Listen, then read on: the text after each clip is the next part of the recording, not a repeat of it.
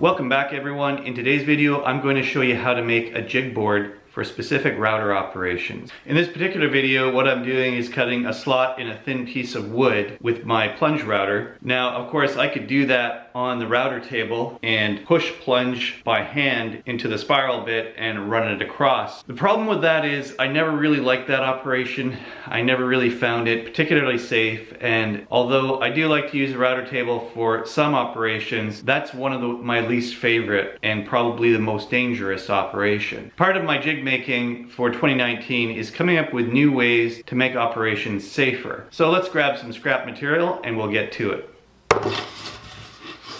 Okay, I'm going to start with this piece of plywood. It's a little rough, but it's nice and flat and it will do the job as a base for the jig. And I'll say right now that I'm just using whatever I have in the scrap bin that's more or less already cut to the right size. And I've got so many bits and pieces now in the shop that I'm not gonna go and cut things fresh. And then what I'm going to need is another piece, and this is about the right width. So I've got a 3/4 inch piece of plywood here, and I want it to be flush on this side. Another thing you want to make sure of when you start is that your base plywood is nice and square. So normally how I would cut things that are wider is I put my edge guide on my plunge router and just ride along the edge this way. Now because I'm cutting a narrow piece, I can't do that, so my workpiece would go up against the fence like this, and then that way the only adjustment I have to make is to my edge guide. I've got the center marks machined into my router on either side, so it's really easy to line up. Essentially that's the operation, very simple. But to make this more secure and to keep that piece of wood in place, I need a few more things. At this end, I think what I'll do is have a surface clamp. I'll have another piece that's adjustable, or basically floating, and we will basically have an arm for that to keep it in place. That will be adjustable, but I will also lock that down. This is kind of the way I work with jigs a lot of the time. I know a lot of people do them in SketchUp first and they come in with a really detailed plan. I don't tend to do that because even with a SketchUp plan, I find that I end up making modifications on the fly.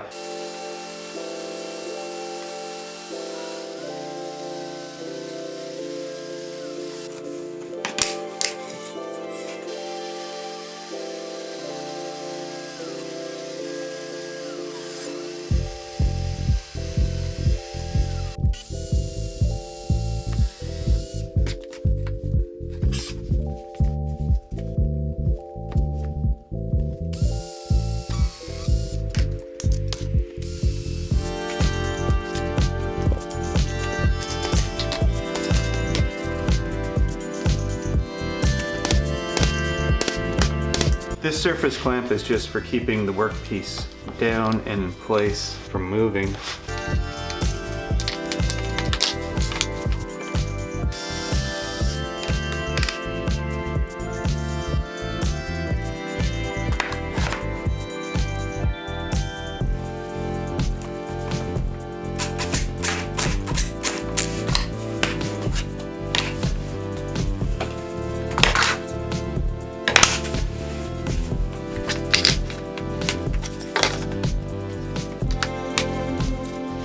That's pretty good.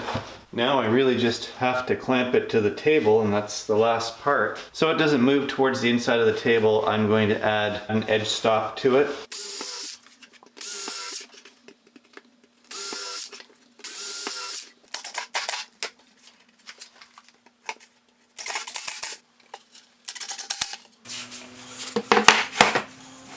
Perfect.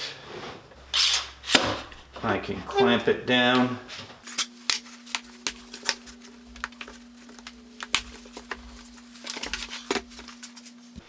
I don't know if you can see that, but I've got a center mark on my walnut piece on either side, so I can see now I need to just adjust my edge guide until I get to center. And it looks good on both sides, so I'm tightening that up here. So what I like about the Makita tools are pretty precise when it comes to things like edge guides. So now this will slide along the guide as expected. I'm gonna give this a try.